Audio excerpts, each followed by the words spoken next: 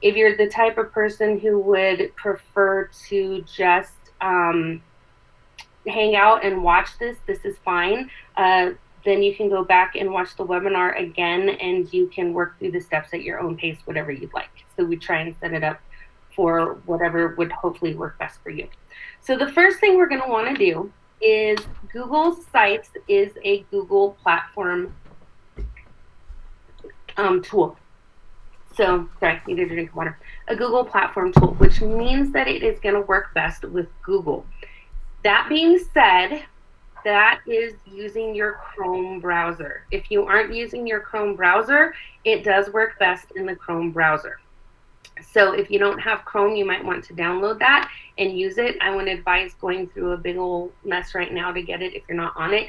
Google tools will still work. They just tend to work a little bit better in the Chrome browser. Okay? The first thing you're going to want to do is go to, in your address bar, google.com. And when you in this corner, the blue box will say sign in. I don't want to have to sign out because that might take a little bit of time, but you're going to want to sign into Google using your APS account. So my account is Nunez_C at aps.edu, and it is the same password you use to get into your APS email. APS is a Google domain. So it does seem kind of odd that you do not need to create a new Google account. You don't need to have a separate Google account like a Gmail account. Your aps.edu is your Google account. So when you sign into Google that way, you will be put into this space, and this little icon should pop up. I have mine set as a picture, but yours would be set as a letter or as a little icon that has a letter with your initial in it. I know many people have already signed into Google at this point. You should be in Google right now, because in the Google Meet, when you turn off your camera in a Google Meet, that icon is the same icon that shows up here for your Google account. If you see another icon here up at the top, if you are in Chrome, if you're using Chrome, it should automatically sign you into Chrome with your Google, with your APS credentials. You are going to want to be signed in here to the Chrome browser as well, and you're going to want to have your sync on. Okay, I do have a site and some help with how to sign into a Google account and how to sign into a Chrome account. But we're saying to have the sync on so it will automatically push out some of these extensions here on the top of your bar, which are APS pushed out extensions. Okay, now if you are signed into Chrome and you see 3 dots right here, that's awesome. That's what you want to see. We call it a snowman. You'll want to see 3 little dots here because that means that Chrome is updated. So if you are in the Chrome browser and you're in, this means that Chrome is updated.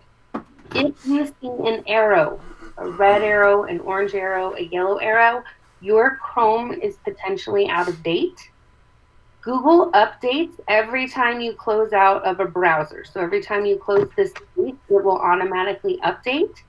However, it will not update if you keep your web browser open all the time, which I tend to do. I'm guilty of it, and I'll just shut the lid on my computer. Really quick fix, you just click on it and say update Chrome. I wouldn't advise doing that now because it'll close out all of the windows. Don't do that right now. But later on, if you do see the arrow here, you're probably going to want to update Chrome. Okay, so that is how you get into your Gmail Google account. This is important because once your icon pops up right here and I am signed into my Google account, this is how I get to my apps that are my Google apps. This is my waffle. We call it a waffle. It's right next to my face. And we're going to click on this, and we're going to scroll down until we see this icon here that says Site. Okay? So this is one way to get into Sites for Google. There's more than one way usually to get in Google Sites, but this is one way to do it. So I'm going to click on Sites.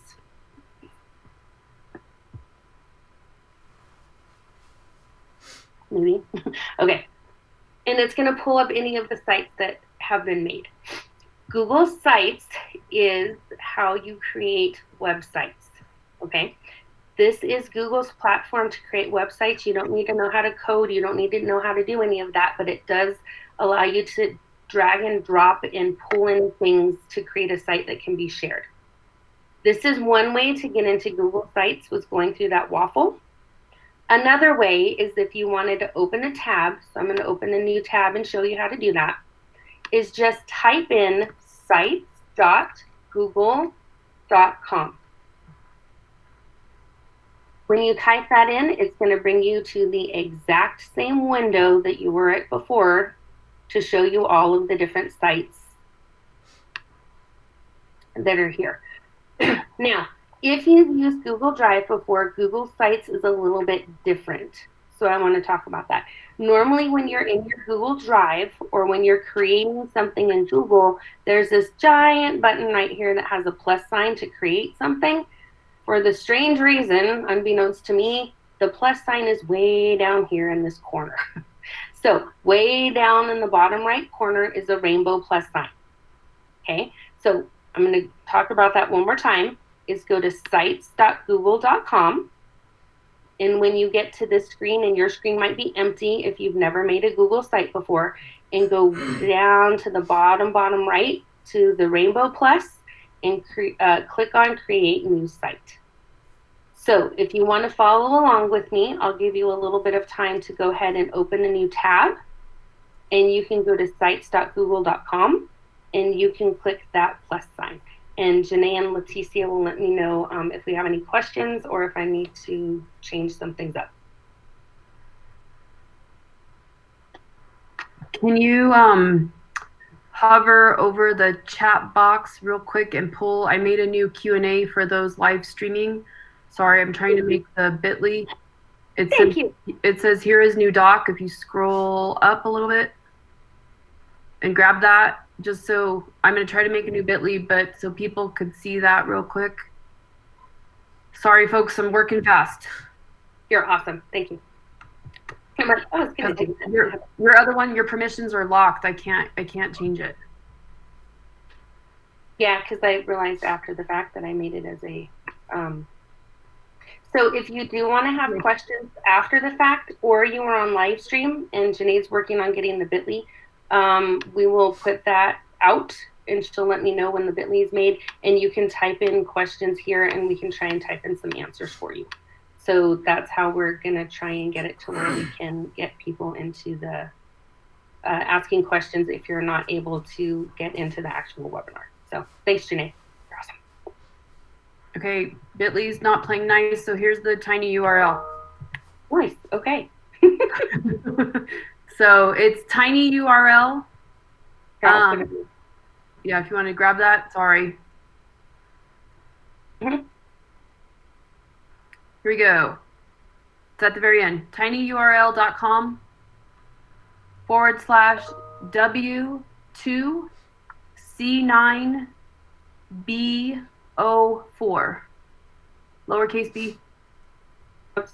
Are they all lowercase? Yeah. Okay. W2C9 B04. The number 0 or B04? BO as in the letter O. Okay. Thank you.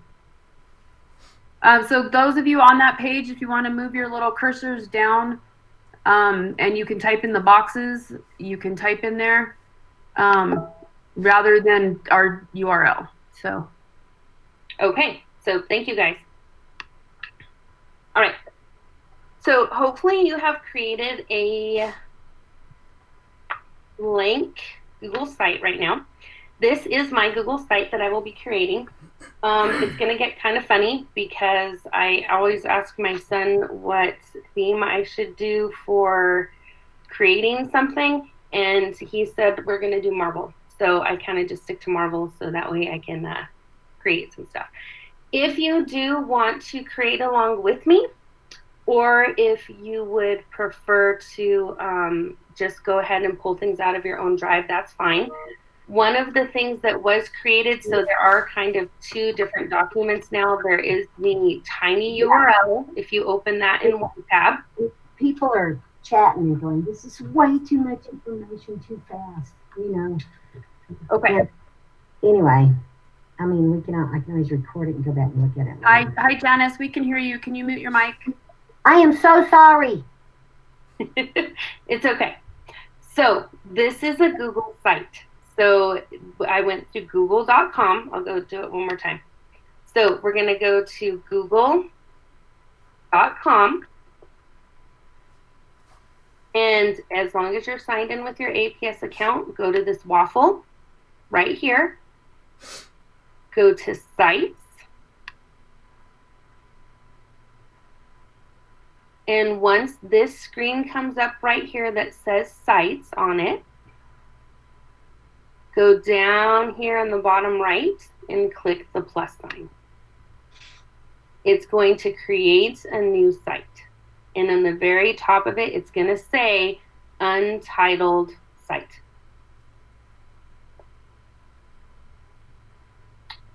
Right here, Untitled Site. And this is my page title. Okay, are we okay so far? Yeah, we're good. Okay. So this is my build page. This is called a Google Sites build page. This is a little bit confusing because normally when you create something in Google, you see exactly what it's going to look like. Google Sites and Google Forms is a little bit different. Google Sites, this is the build view. So this is what your view is going to look like. This isn't necessarily what it's going to look like when other people are looking at your site. So that'll make more sense once we build it down the road. So just, I promise it'll make more sense, but this is your build space. There are 3 ways to name this right off the bat. Okay, so let's cover this top part right here in the top corner. So in the top corner right here, in this space where it says Untitled Site, this is your document name. This is what it's going to be called in your drive. So this site will come up in your drive where you can pull it up and keep editing it over time, but this is what your file name is going to be called. Kind of like when you save a file and that's the name of it, that's what my document name is. It's sort of me saying it's going to be saved as this. So I'm going to call this a Marvel Practice Site. You don't need to call it that. You can call yours whatever you want. If you want to create this for parents, you can say Parent Resource Site. You could say, well, I guess you can call it whatever you want. Just remember to somewhat be tasteful, okay? So when I name my site right up here as my document name, you're going to notice that this is pulled up right here, the same thing. This right here is my site name. So if anyone looks it up or I share it to anyone, this right here in the corner is the name of my entire site. I know that gets a little bit confusing because this right here, it's so big and it's such big writing. You think, hey, that should be the name of my site, but it's not. This is your page. So when you go to a Google site, you actually have pages that you can look at, okay? So this right here is just going to be my very first page. So on my first page, I'm just going to cover this as the overall,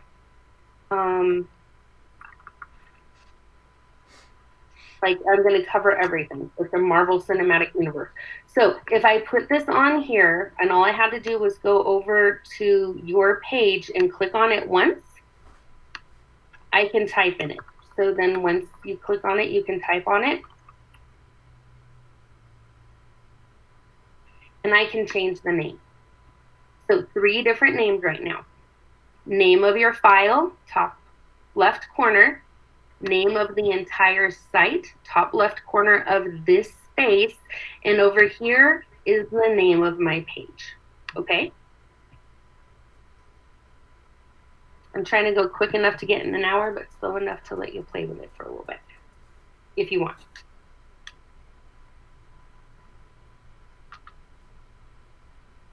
Okay. This space right here, this very large space, is called my header. And right now it says header type.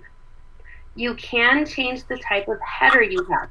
This will be the first thing that shows up when someone goes to your website. So I'm gonna just, if you don't see that, sometimes it'll go off. If you don't see that, just click into this space right here and this menu should pull up right here. Header type, I'm going to click on this right here and I can make it a cover, a large banner, a banner, or just a tile.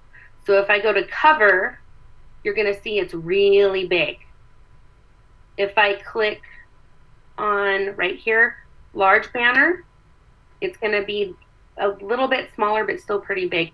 The most common size is this one here that says banner. So I'm gonna click on that one. That's the normal size. But if you want it smaller, just to be a little tiny one right here, it'll look like this, but there will be no background image on it. So I'm gonna stay on banner and keep it that way. To get out of this screen where it says title, banner, large banner, and cover, I'm gonna wanna push on this back button. That's gonna bring me back to here.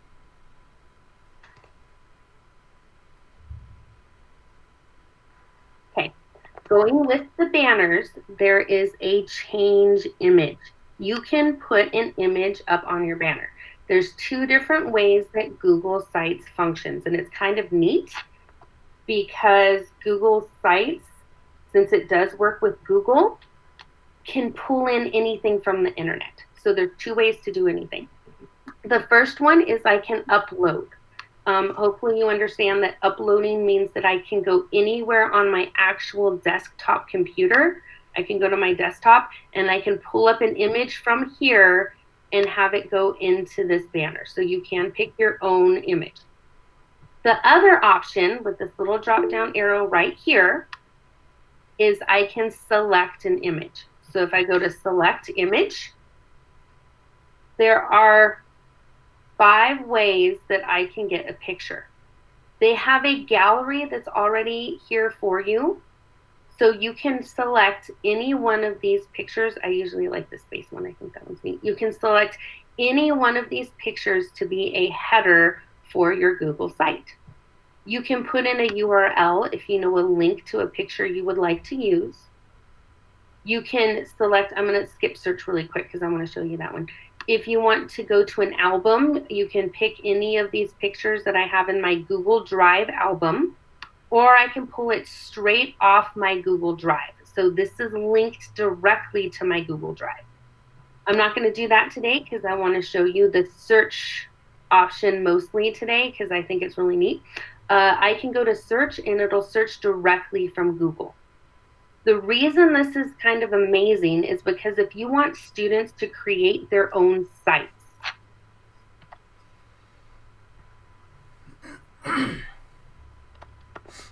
so if you go to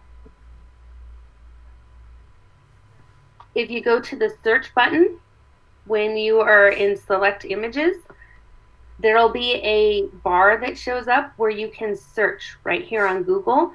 Anytime you search for Google items, it's already labeled for commercial reuse with modification.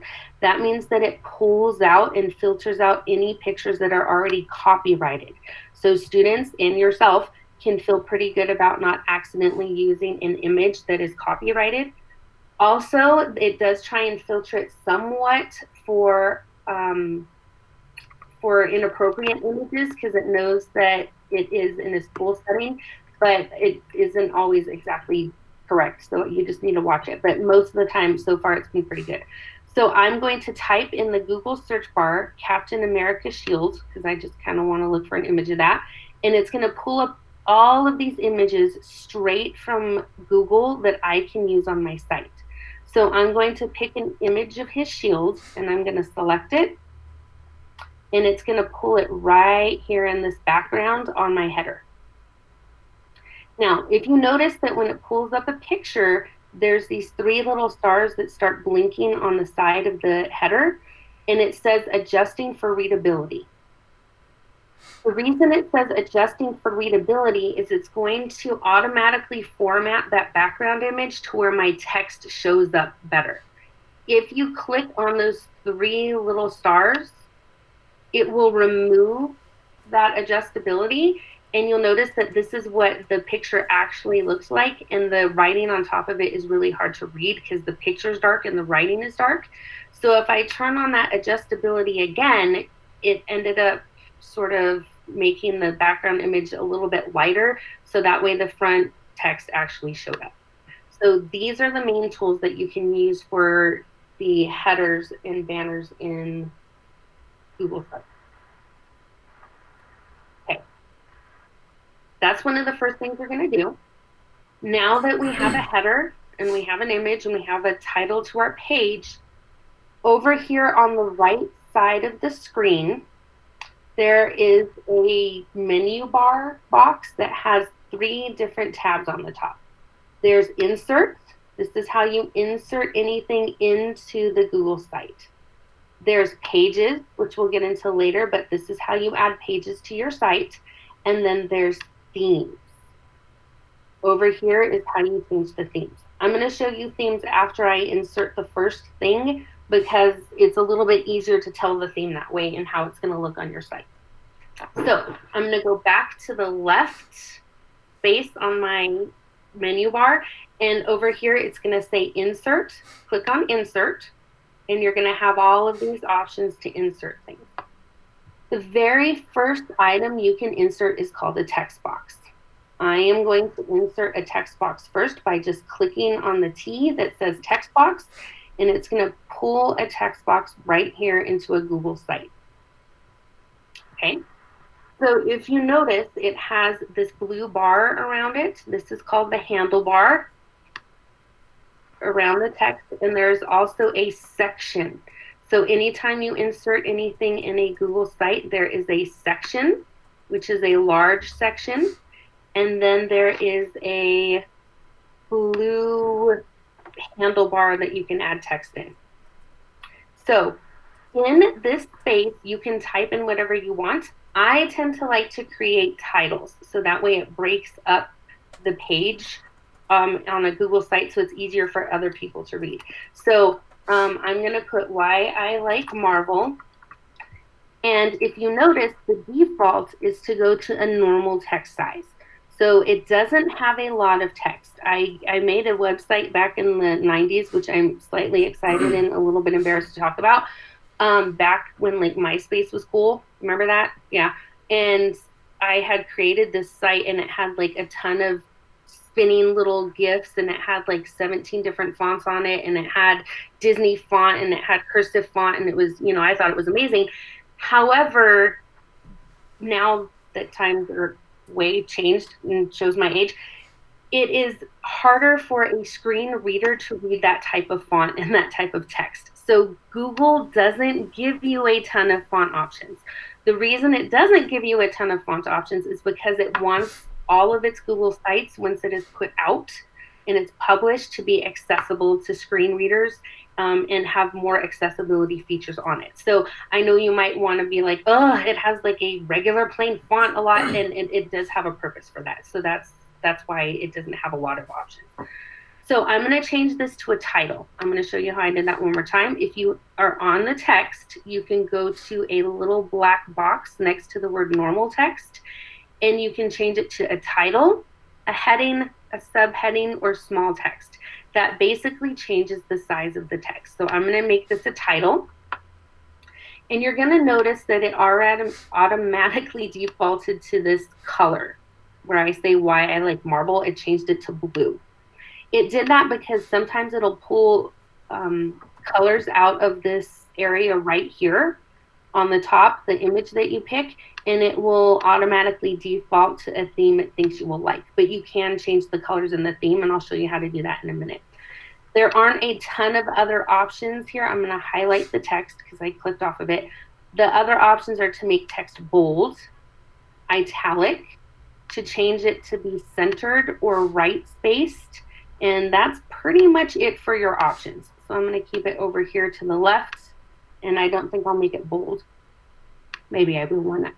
So this is formatting inside the hand because it doesn't resize like it would on a Google Doc or what you're used to. So what I mean by that is if I take a handlebar and I squeeze this image really, really skinny, it doesn't make the image smaller. It actually automatically crops out the image instead. So you might need to click on an image and readjust the handlebars to where an entire image shows up instead of where you want to resize it to where it makes it a different, like you would think you would shrink the image. Normally when you do this on a different file, it will shrink it and kind of make it all narrower. It doesn't do that in Google Sites. It's just going to crop it over to that size.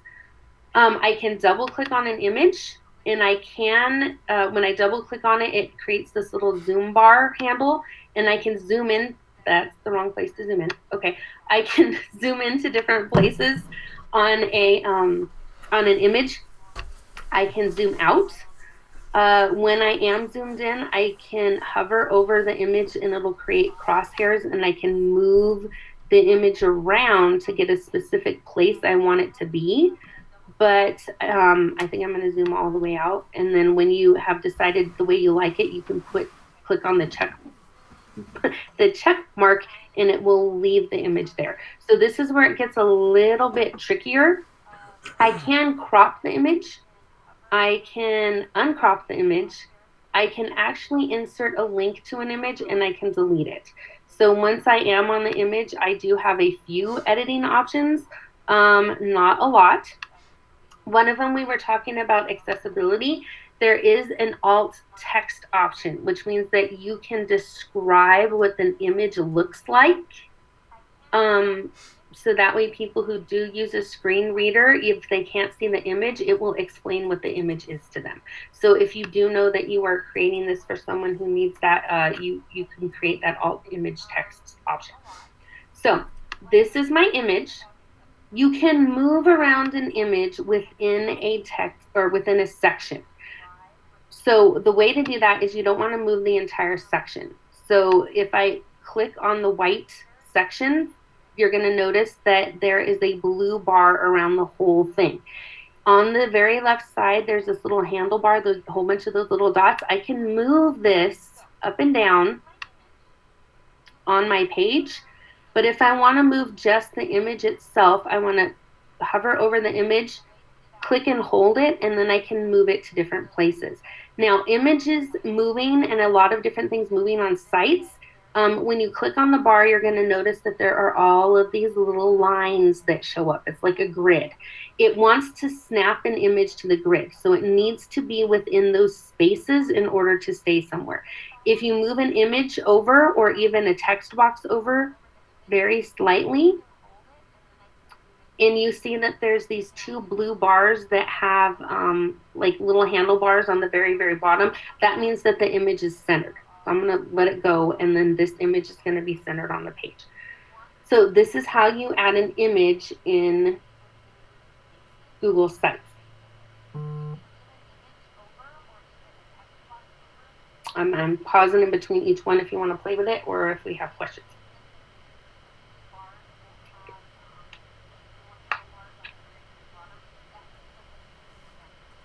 Okay. I'm going to skip Embed, and I'm going to skip Drive for now. I know that's kind of crazy, but we're going to skip those because they're a little more complicated, and once we play with some more things, they become a little easier later. So skip here, skip Embed with the yellow icon, and skip Drive up here on the Insert menu.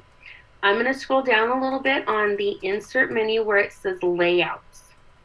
So on Layouts, there's going to be 6 different options, and it has this mountain image and then sort of a paragraph image thing.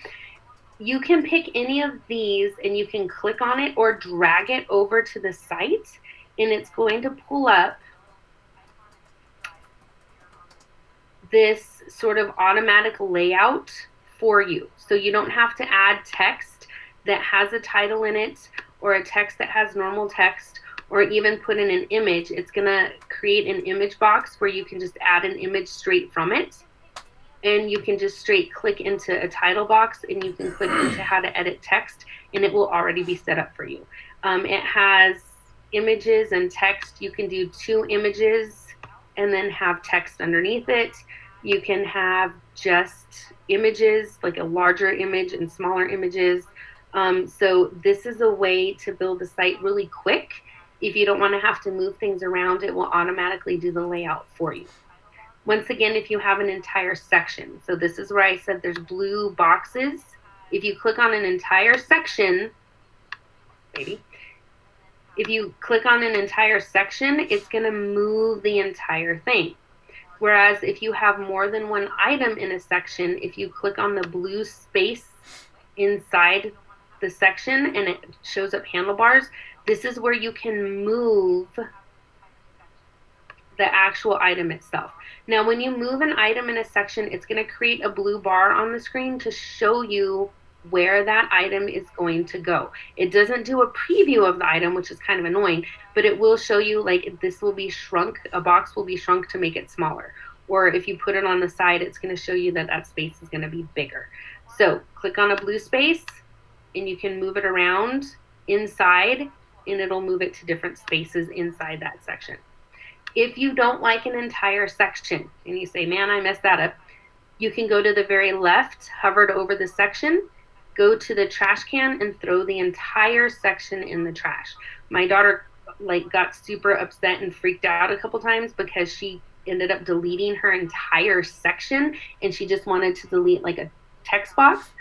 Up here in the very top, this will be an amazing friend, is to undo your last action. If you don't like what you did, you can press an arrow up on the very top box that is a backwards arrow, and you can undo that last move, that last action.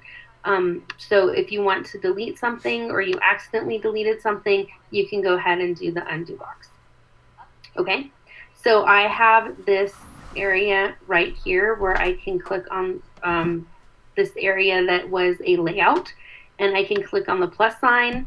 I can upload, select an image from Drive. I can even add a YouTube video, a calendar, or a map. So you can, this is configured from layouts to add any of those. We're going to go over on the right bar and show how we can add all of those things individually and how those will work nice and be together on the site. So I'm going to delete this section and we're just going to keep building as we go.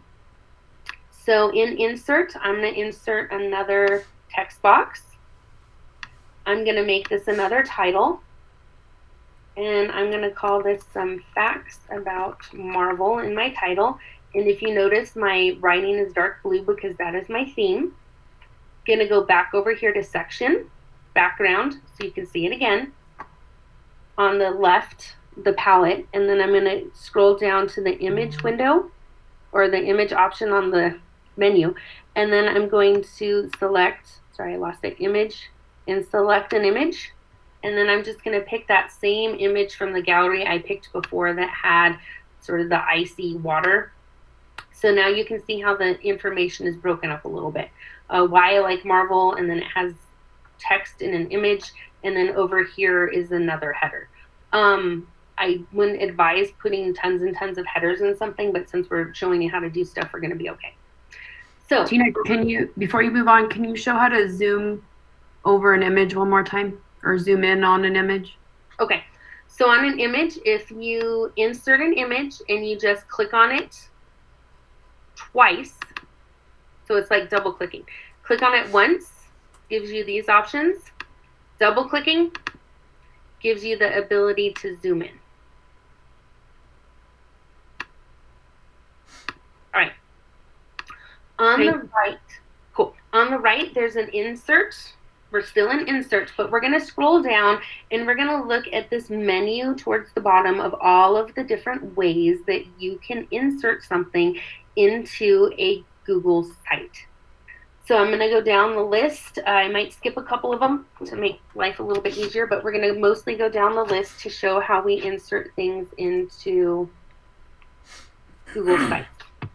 So the first thing we're going to do is collapsible text. This is new. So I just go here. I can either drag, well, I guess I can't drag anymore. You're going to click on collapsible text, and it's going to create a text box again. But when it creates a text box inside a section, it's going to have this little bar that shows up that says collapsible. You're going to want that turned on.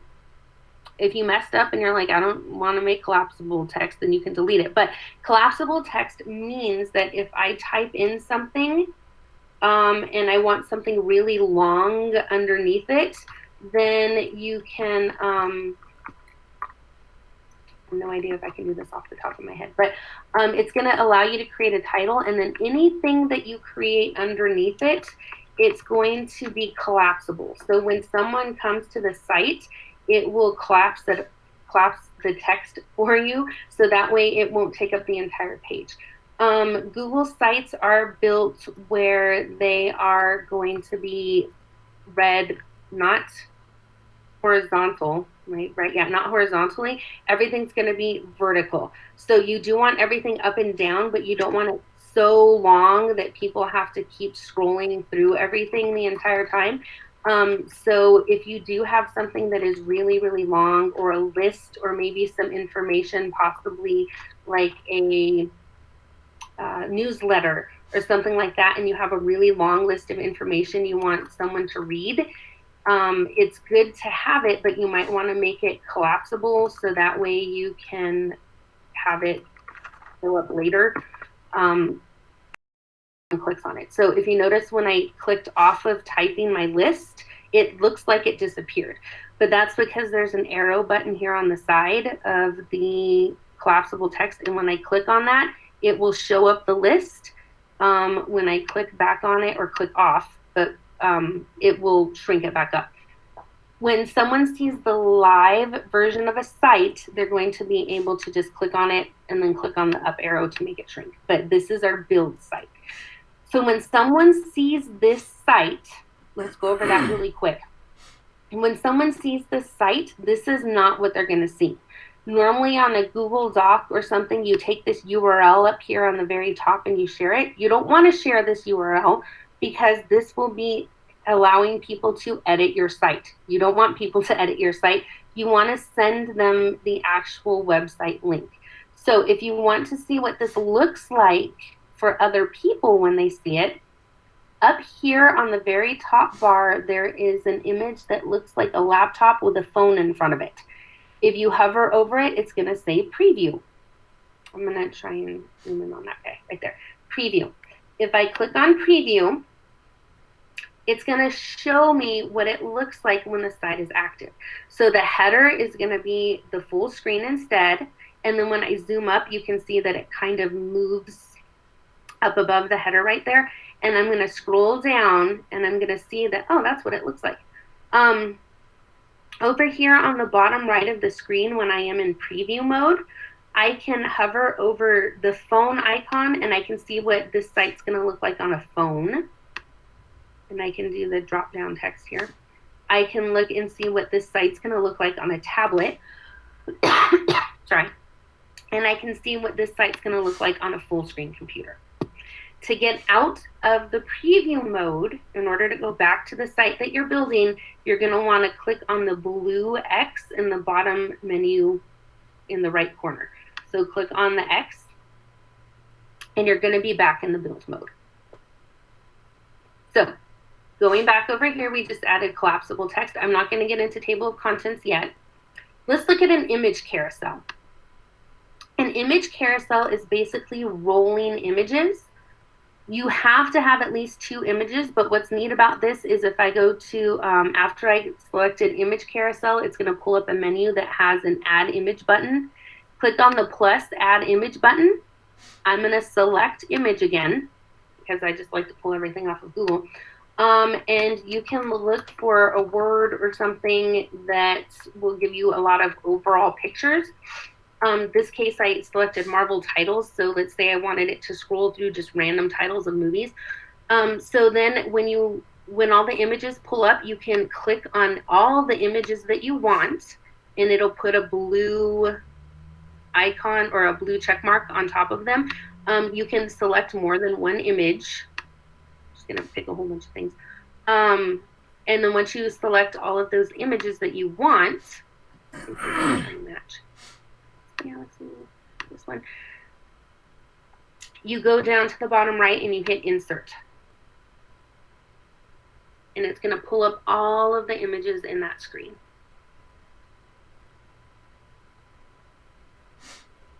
So I think I selected, I don't know, like 6 images. I usually wait till they load up. I did notice if I went a little too fast one time, they weren't fully there, so I wait till they all load up. And then I go to Insert on the bottom right. And it's going to insert an image carousel. Now, this is a little bit odd looking, and you can click it and select the handles to make it sort of fit a little bit more. But remember, it's going to crop it, so you kind of have to move the handles to where you see the image where you want it. This is an image carousel, which means it's going to flip through images. This does not look like an image carousel because I'm on the build site. So if I'm going, it's not flipping, it's not moving, it's not going. I want to go back up to that preview image in the top bar to see what the site looks like when it's active. And when it's active, you're actually going to be able to see the images that you can scroll through. It is a little bit tricky because if some images are different sizes or cropped differently, so now it says I have Agents of Heal instead of Shield, it does do that, so you might want to double check that before you just throw images on there. So this is how you add an image carousel. I can pick up the image carousel and I can move it to center it. And then since this image carousel is in its own section, let's say I wanted this to be up at the top, I can move the entire section with the handlebar on the side and move that anywhere on the screen if I'd like. Are we good with adding an image carousel? Adding a button. Tina, can I stop you before you move on? Can you, to the button, can you show where they grab the link so that they're not sharing their page with everybody? The little link image next to the preview. Yes. I can't do it yet because I haven't published it yet. That's okay, but that's some people were asking. So that's where the link is, folks, of what you would share, because the site hasn't been published yet, but that's where you would grab it. Mm-hmm. So this is the actual live link. We'll go over that when we publish the site. I can't show you the link yet because it won't create a link until I publish it. And we want to go over publishing permissions to make sure we're publishing it to the right people. So over here, button. If I select button on the right in the insert menu, a button is basically a fancy way of putting a link.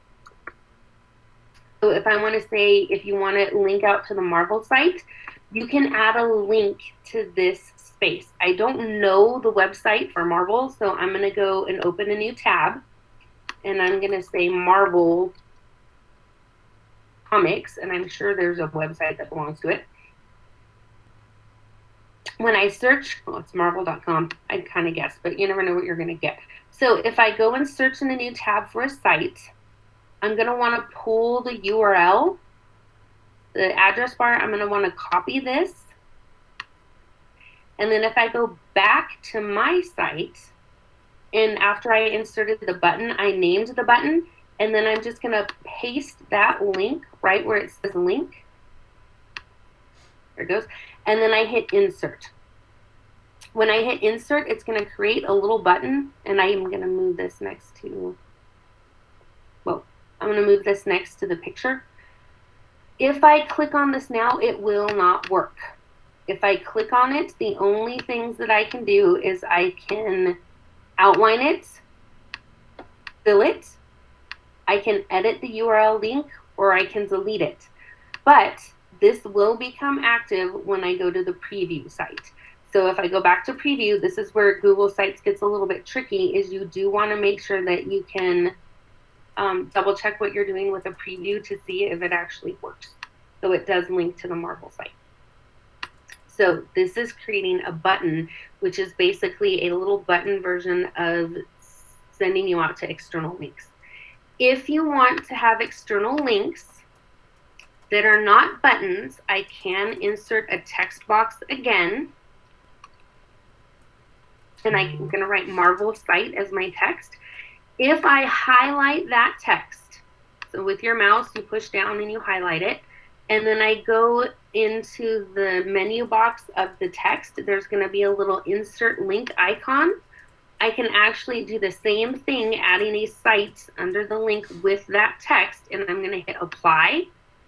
and it will create an active link on my site with text. So you can create a button, so it's a little bit easier to see, or you can straight link the text through text. Okay, now let's talk about YouTube. YouTube is really great and fun to play with. The good thing about YouTube in the space of Google EDU is they tend to not have all of the sort of previews and different things on them, and right now they are trying to add components to YouTube to make it safe for kids, so students should be able to use this without getting like some random thing. But I'm going to click on YouTube, and it's automatically going to pull up a YouTube search bar. I can search a video or I can upload a video, but I want to search for a YouTube video. I'm going to do facts.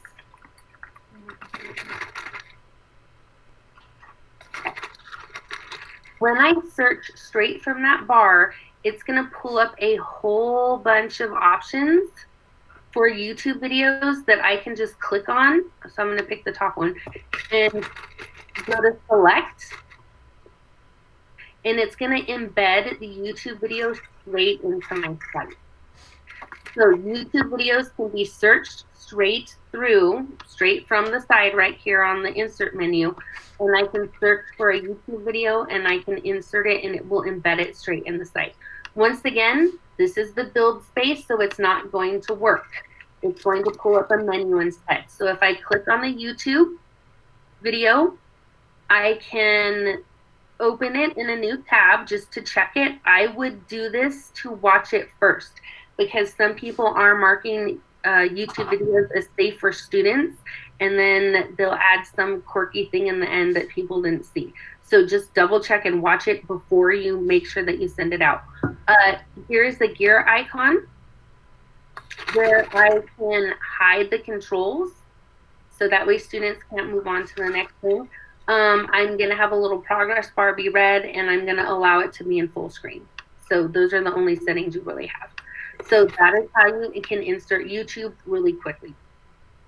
Google Calendar is awesome. You do have a Google, I'm going to close this real quick.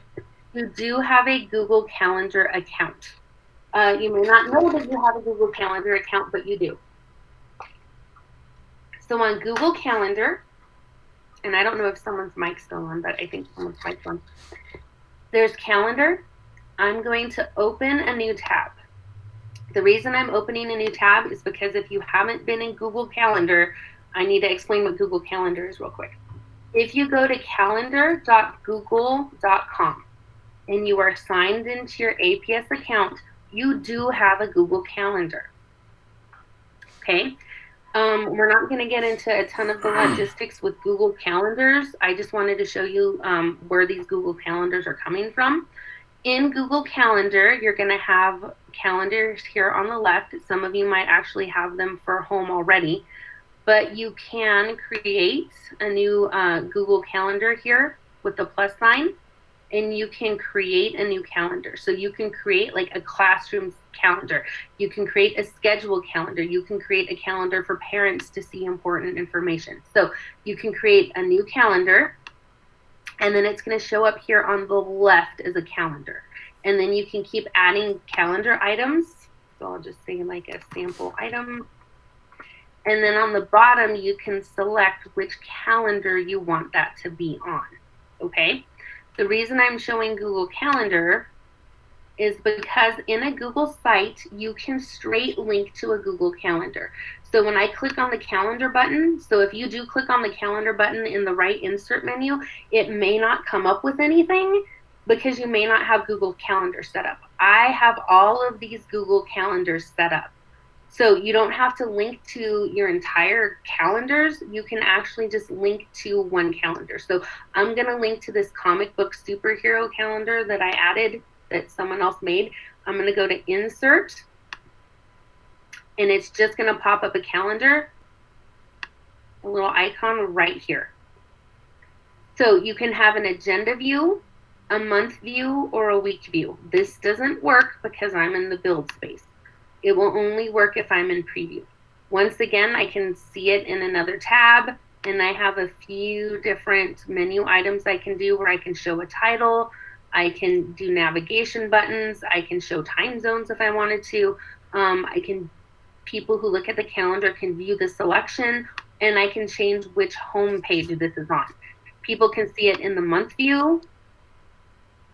People can see it in the week view. I always liked the agenda view because it is the most important items coming up. So I'm going to hit done. I'm going to show you really quick on the preview up at the very, very top bar again, how this will look as an active site. So this bar is the pictures that we're scrolling. That's the carousel. There's the title and text. So we're scrolling down. There's links with buttons now.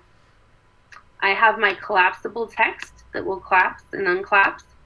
And I have a YouTube video that now has an active play button. It can play inside the actual site itself, or I can go here to full screen mode. And then this is an active calendar where I can actually click on the different calendar information and it will open up and show more information. Or I can go to a weekly view or a monthly view or the agenda view. So this is how Google Calendar can be added to a website. Really great to add meeting information to, really great to add due dates and information. My daughter's teacher, all the teachers at her school, she's in middle school, got together and created one calendar, and they put all of their items into it. And so on the site, they can just link a Google Calendar here, and I can see every day she has a Zoom meeting, or every day she has a Google Meet meeting, or when certain things have to be done. So that's been kind of helpful lately right now. So another thing, so are we good on adding a YouTube video? Tina, there's a question about YouTube. Does their channel, if it's through a personal account, does it have to be public now, or can it still remain unlisted? I know, I was trying to research that one. So okay, I have put in YouTube videos that are unlisted as long as you get the URL code. So if I go to YouTube and mine's unlisted, if I just post the URL code right here, it will pull up right here, and I'll click on it, and it will go into the site because it's considered like having the link. Is that a good answer? I think that answered it. Yes, I think that helps. So as long as you have the link, you don't have to make your YouTube channel public. Right, because I don't really like to have mine public anyway either. So I do have most of the YouTube videos and stuff that I create for our team unlisted. But then when I have them put on a site, which I'm trying to build a Google site, so hopefully we'll get a Google site up soon that has all of the information in it. But the Google site is all live and people can get the videos, but if you're trying to search for them on YouTube, they're unlisted. So that we had a couple. Can you go over one more time how you did the calendar? Okay, so if I might just create a calendar. Why not? If you go to calendar.google.com, it's going to pull up your calendar, and it should be your calendar if you have your APS ID, image here, and it should say Albuquerque Public Schools. In calendars, you might have a bunch of calendars set up here. By the way, anytime you create a Google Classroom, it's going to automatically create a calendar. So if you're sitting here going, why do I have like 17 Google Classrooms or calendars? It's probably that you've created a bunch of Google Classrooms. You can go in Google Classroom and post information in the calendar, and it will show up in the student's calendar, FYI. But that's for a Google Classroom question. If I shrink my calendars here, there is the option down on the bottom of other calendars. Well, if I don't shrink it, I can go down. There's this plus sign that's sort of hidden to the world on other calendars. I go to plus, and I'm going to create a new calendar. So I'm going to call this Site Practice. And then I'm going to create a calendar.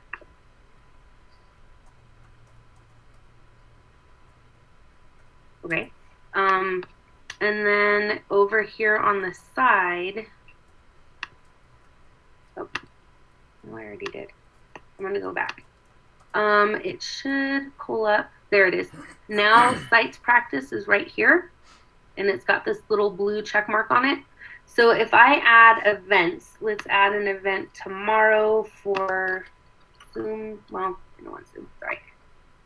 Google Meet. And on the drop down, I'm going to select Sites Practice, and I'm going to save it. Then the next day, I'm going to do another one. So I'm going to say Google Meet. I'm going to do the drop down, do Sites Practice, and hit save. Now I have, this is my Google Meet calendar, or yeah, this is my Sites Practice calendar. So these are on my Sites Practice. I'm going to go back to my Google Site, and I'm going to select Calendar, and it's going to pull up all the calendars that I have. So if I scroll through this, I think I might have to make it public on the web, though I'm not sure. If I scroll through this, I should have my Sites Practice one, which isn't showing up, but normally I can pull off that calendar and put it into the site. But I think on one of them, I have to change the settings and sharing on it. So if I go to the calendar and hit those three dots for settings and sharing, I want to select this box right here that's making it available to the public. Yes, I'm cool with letting people see my calendar on the site. So it is kind of nice. It does protect it. You can't accidentally put your other one. So once I select that box, I'm going to go to calendar again. And hopefully it should be up here at some point.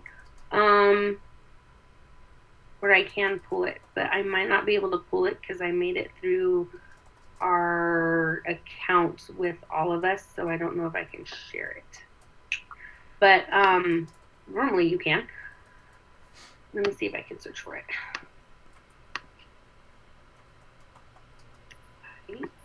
Oh, apparently it doesn't exist. So normally it's a lot easier than that, but for some odd reason I'm having technical difficulties because you made me do it. All right, so normally that's how you stick a calendar in there. So we can put information in how to get a calendar. We don't have Gmail turned on, but eventually at some point in the world we'll have Google Calendar and Gmail. So we'll have a training on that guy. All right, I'm going to go back to a different place again, up here, because I don't want to run out of time. Up here, there's an embed feature. On embed, this is how you end up putting something inside the space where people can get to it quickly. So I'm going to open a new tab, and one of the things you're probably going to want to embed is a Drive folder. So if I go to drive.google.com,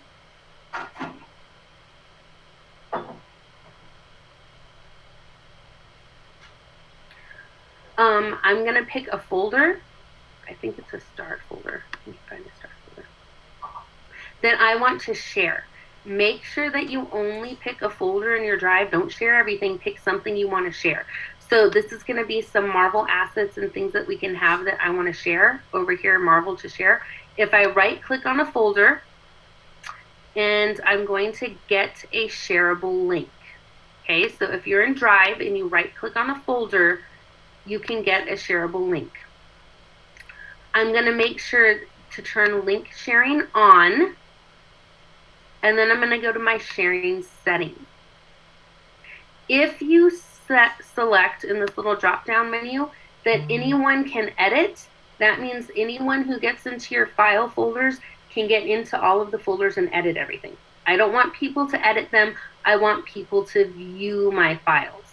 Okay? When I hit view file, that means anybody who goes into my drive or this folder on my site can view everything, and they can make their own copy of everything. But I don't want to make this to where everyone can edit everything. So I'm going to select everyone can view. I'm going to copy this link. I'm going to copy the link of my folder and hit done. Once I have the link copied, I'm going to go back to my site, and this is where you can embed. So I'm going to go to this embed code, and I'm going to embed by URL. So if I paste that code that I just got, and I hit insert, it's actually going to embed my folder, and everything that's in my folder, it's going to embed all of that inside my site. So here are all of the things that people can have access to, and they can click on it on my live site, and it will open for them, and then they can make their own copy. So if you do want to set up templates, if you want to set up information, if you want to set up a list of agendas or information for parents to have, and you just want to keep dumping in docs in here where parents can open it and then they can translate that doc or do anything with it, you can stick it in here as a folder, and then parents will have access to all of the items. So that was with the Embed tool. There's a couple tools I'm not going to go over as much. Maps, I'm not going to really do. Let's talk about pages really quick in case I run out of some time today. If I go to pages, down on the bottom, there's a plus sign to create a new page. So I'm going to create a new page, and I'm going to call that, let's just call it characters, I guess. And I'm going to hit done. And you're going to notice that underneath this home button, there is another page called characters. Here on my build site, I didn't lose everything. It looks like I lost everything. But on the home page, this is where all of the stuff I just built is. And it's going to create a brand new page called characters. I can change the image header so that way every page has a different header if you wanted to have it.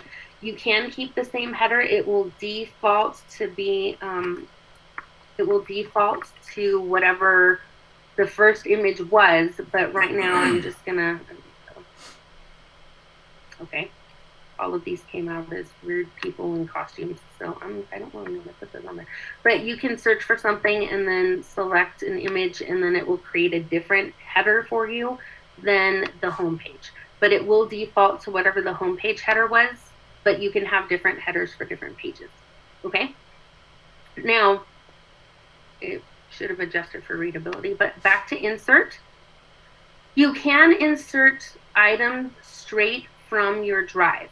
If you insert them from your drive, it's going to do the same thing that these buttons do. I can insert a Google Doc. So if I go to Docs, it will pull up the most recent doc that I had, or I can search up here for a file that I'm looking for. Apparently it's not pulling up my files. Hold on. When you insert a doc, it will pull the entire document into the site. So it's kind of nice that so I'm going to take this one, I'm going to click on it, and I'm going to insert it. And you can readjust it. You don't have to make this the entire size of the doc. The reason I say this is when the site is live, when it is a Google Doc, it's able to be scrolled. So people can scroll through the entire doc. So if you have 3 or 4 pages, you don't need to make it the length of 3 or 4 pages. You can just straight embed the Google document and people can scroll through it. That's really good for newsletters, or like I said, for maybe an agenda of what items you're doing. So that's what Google Docs are going to look like. If you want to create Google slide presentations, you can create a Google slide presentation and it will become an active slide right inside the site itself.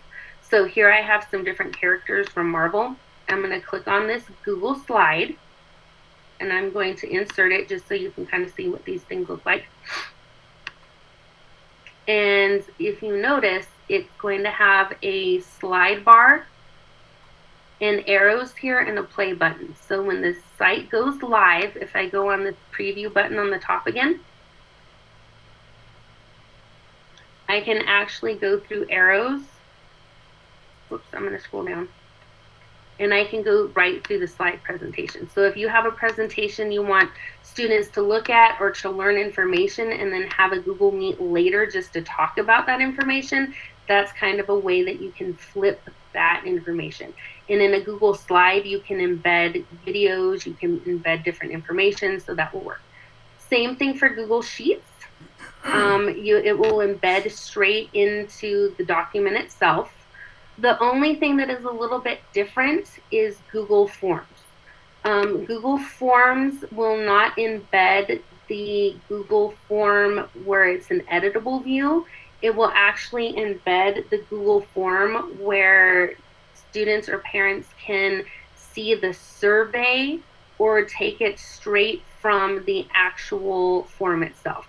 So what I mean by that is, if you haven't done forms, we're going to have a webinar on Friday, and I know that that's kind of a day off, so you can watch the recording later if you want, or you can join us if you just want to do something on Google Forms and how to create Google Forms. And students can take quizzes or tests or anything like that straight through Google Forms, and it's going to embed it inside. Sorry, it just froze. It's going to embed it inside the actual site itself. And so that's how you can take the quiz, if I can actually get this to move up. I know we're running low on time, so I want to go. Yeah, we have, sorry to interrupt you, Tina. We have about 3 minutes left. Yeah. So the important thing with Google Sites is publishing, and now my thing doesn't, apparently Forms broke it, so hold on. I'm like, get off. All right. In Sites, there is a share button. I might have to refresh. Hold on. I put too many things on here. I made it angry. Let me close some stuff. Come on. Okay. If you go to the Publish button,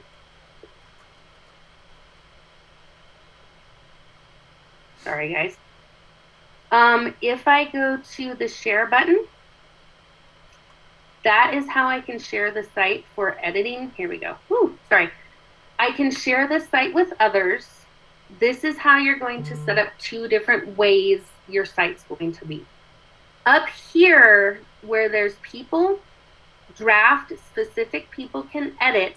If I change this, these are people who can help me build my site. So I can make anyone with APS in the link can edit. The only thing people can do is edit my site. The only reason you'd want to share this link is if you are working as a grade level, or you're working some way and you want someone to edit with you. Then I'm going to save it, and I'm going to give this link up here to people, and they can edit it. You probably don't want to have this on only with specific people if you don't want anyone editing your site at all. Okay, this is different than the published settings. The published settings here are a little building. I'm going to change that. There are 2 options to publish a site. Anyone at APS can see it. Great for students if you only want students to see it. If you want parents or anyone outside of APS to see your site, anyone can find it and view it, and hit save. Once you've done that, hit done. And then you can go up here to this blue button to publish your site. It is going to name every single thing with sites.google.com/aps.edu, and then whatever you want here as your ending. Some endings are already taken. This is going to default to Marvel Practice Sites. Right now I can manage the same settings I just went into a minute ago from the publish view. I can request my search engine not display the site. I really don't care because I'm probably going to delete the site in a minute, but I'm going to go to publish. And now my site is going to be active. Like Janae said before, this little link right here, this link, if I click on this link, this is the link to my site now. So if I copy that link and I open it in a new tab, this is the link you're going to want to send to parents or to students, and this is going to be the actual link to the site. I forgot to mention you usually want to be on the home page when you do this, because it will link to whatever page you're on. So I'm on the home page, and that's how you get the link. So I'm going to do that one more time. I'm going to make sure I'm on the home page. Right here. I'm going to go to link, copy publish site link. I'm going to copy it, and this is the link that you can share with people to be the site. My advice is to open this in a, if you do these 3 dots and there's an incognito window, you do need to change permission on all of your sites. How do I put it? On all of the things you share, on docs, on your sheets, on any of those things. If you have it set up where only specific people can view it, it's going to show this. It refused to connect and you can't see it. You're going to have to go into each individual file, and you're going to have to double check your share settings. So this is where anyone can view it in my share settings. This was only specifically private to me, so no one else can see it. So if you do want something to be public, you're going to have to change the settings through your Google Drive. So I think we covered most things in Google Sites, other than the forms that doesn't want to work. If there's any other questions, we can take questions for a little bit. And then we do have the webinar that is up, that's recorded. Also, you can email us at edtech@aps.edu. And then over here, if you want to go to this, bit.ly/site resources and keep it capital, it will give you all of the different things that we put into the site so you can build your own site. And then it also has links to some sites that were already created to get some ideas. And then there's the link down here to where the webinar videos are going to be. And then our APS EdTech site and any e-learning resources. So if you just follow this link right here, it will give you this page where you can have all of the stuff you can use to build your own site for practice.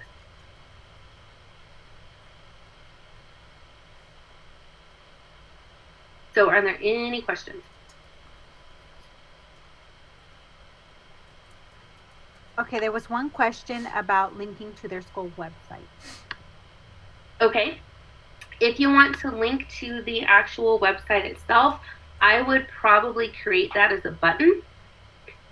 And so if you go to button and you say link to our APS site, and then you can just put whatever your school site is or the main site here in the link and hit insert.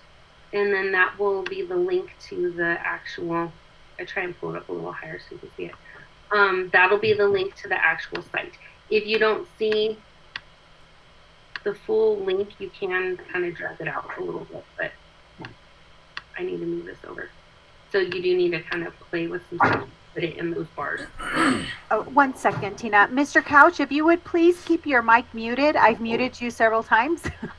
And I think you continue. Thank you so much. I appreciate that. Okay. Sorry, Lexi. Okay, more questions. Thank you. Thank you so much. Tina, can you show them on the publish site where they click to go back to go back in and edit their site again? The preview or the publish? On the actual publish site. So if they want to keep adding and changing their site, where do they go to go back into publish again? So I push the publish button right here.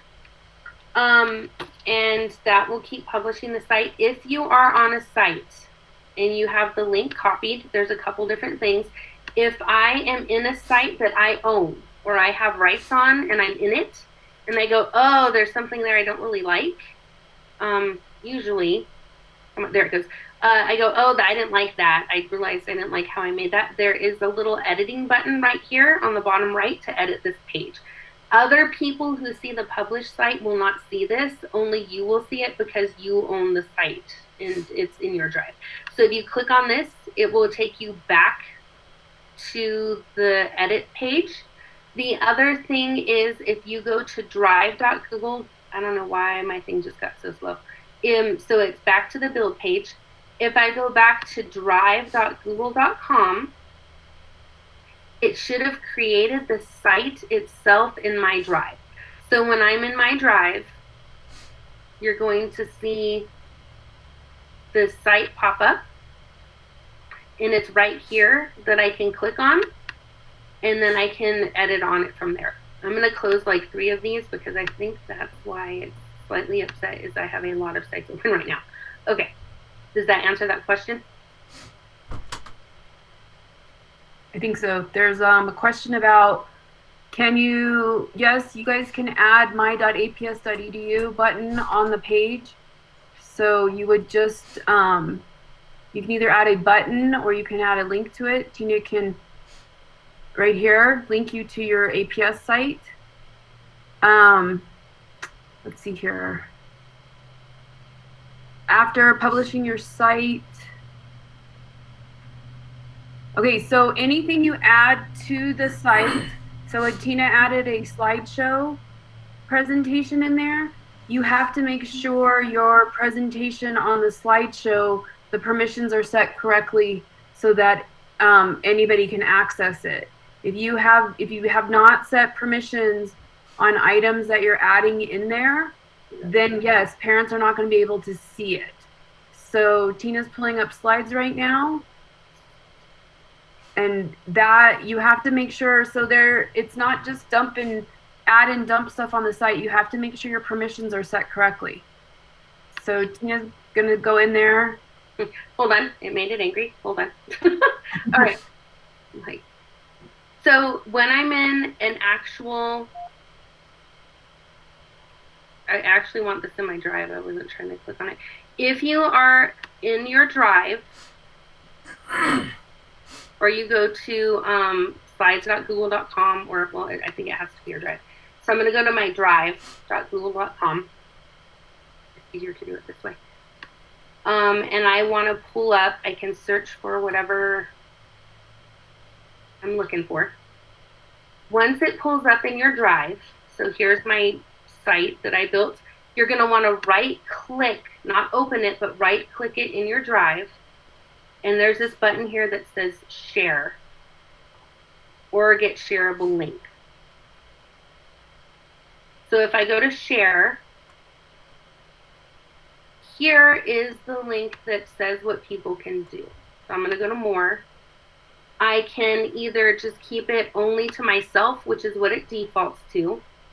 Anyone at Albuquerque Public Schools can see it, but not anyone outside of Albuquerque Public Schools. Anyone at Albuquerque Schools can find it. Anyone with the link can find it, but the only way it's going to work on a site is public on the web. So I'm going to select this one where it says public on the web, and I'm going to save it. And then I'm going to hit done.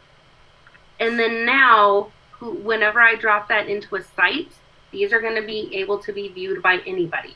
And you can do that with any file. So if I go on this one and I right click on it and I go to share, I also want to make this one public on the web, and I'm going to hit save.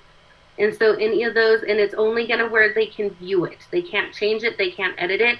It is only going to be where they can view it, but that's how people can view it when it's built on a website.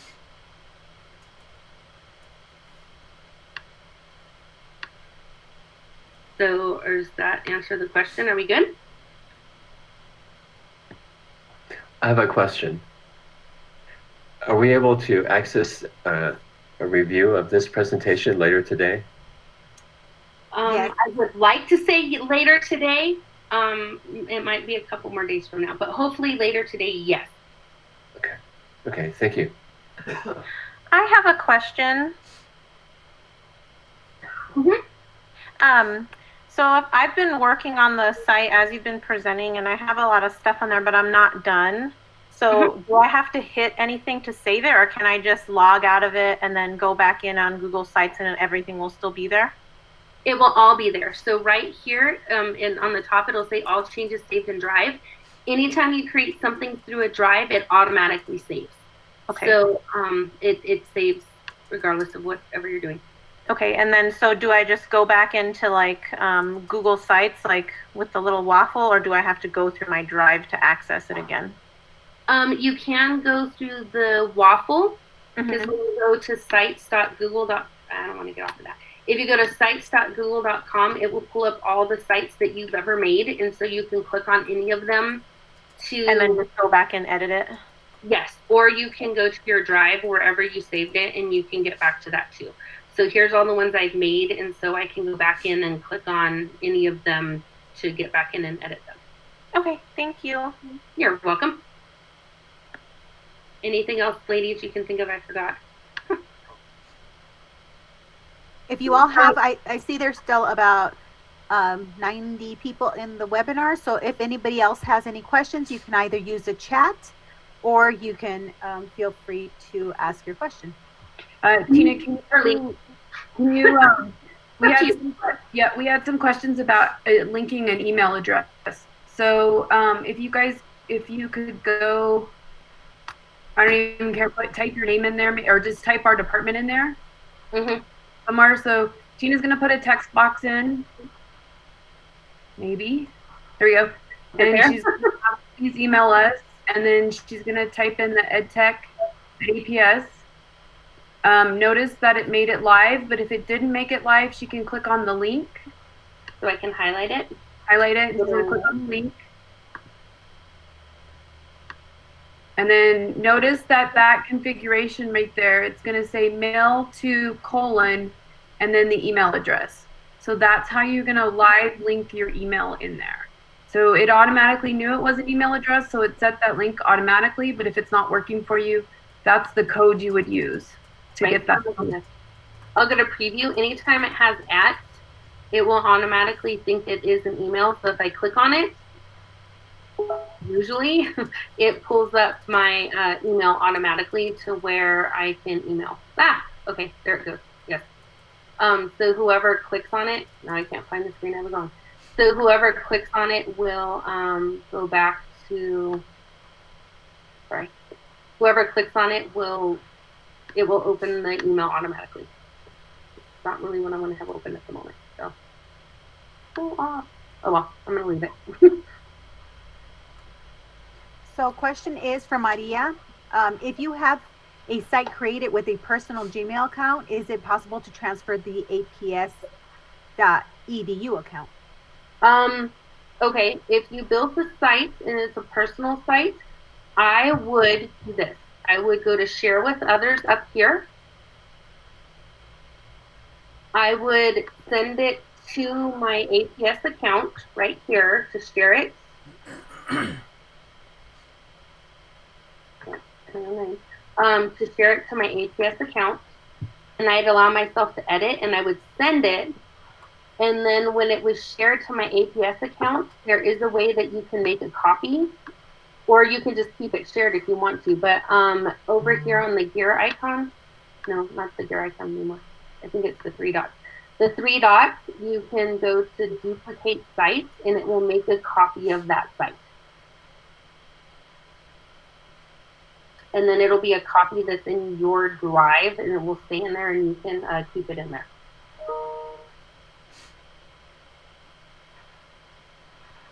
How do we share it to our school's website under our name when people are searching on our school's website?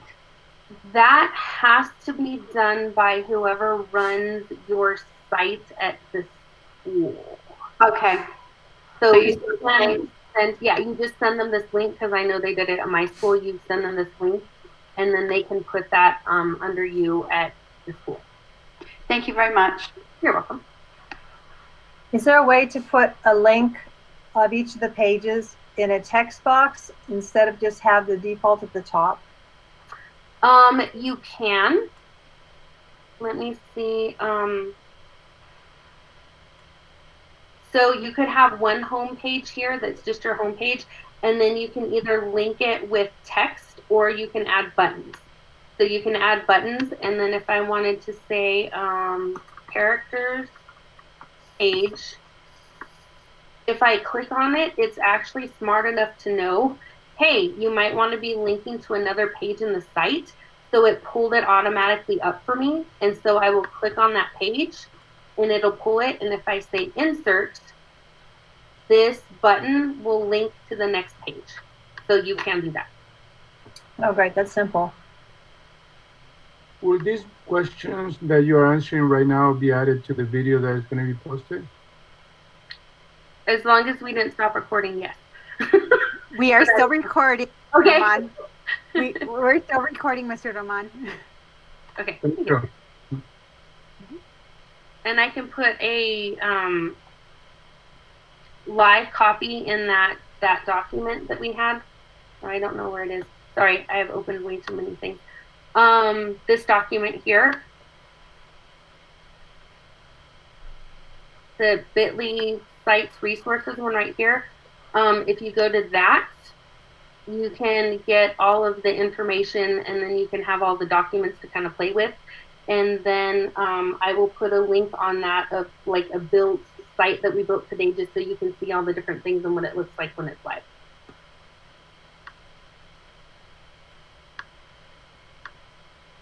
And we will have a recording, and we do try and get on top of emails. Since we've been doing webinars all week, they are somewhat flooding in. So we're doing the best we can. So we promise we'll try and get them all to you by the end of the week. I have a question. Can you, I guess, add any type of file, like PDF file or Microsoft document or anything onto the website you're building? Okay, so let's talk about that real quick. I'm actually going to make a new page. So if people are still hanging with me, that's cool. If you guys want to leave, I'm fine with that too. I'm going to show you slides. Google likes to play with Google, so you can insert things that are not Google, but they're not going to show up as nice. So what I mean by that is if I have a slide deck, which is made from Google, which is Google Slides, and I've actually done this. If you notice, I have one of these made with slides, and I have one of these made with PowerPoint. So I'm going to embed the slide version, and I'm going to embed the PowerPoint version. Okay? They will embed, but they're not going to look the same. So if I embed a Word document, it's scrollable. You can get in and you can open it. You can blow it up. You can do different things to it. If you embed a Microsoft Word document, it will show up there, but it's just going to look like it's a picture. So here's kind of what it looks like differently from slides versus PowerPoint. Slides is going to have where you can actually scroll through the different slide deck because it was made with Google. You can link to the different slides themselves. You can make it full size. You can use a pointer on it. If I use PowerPoint, it's just going to default to basically almost like a PDF. And so this is the PowerPoint version. It's just going to make it a giant list of what the slides were. So it does try and play nice with it where it does have the slides, and they're the same slides. It's just that it's going to look a little bit differently when you're using tools that aren't Google tools. So hopefully that was the answer. Yes, you can. I usually liked to just take it and convert it over because I liked that you were able to control it from within the web page itself. Thank you. You're welcome.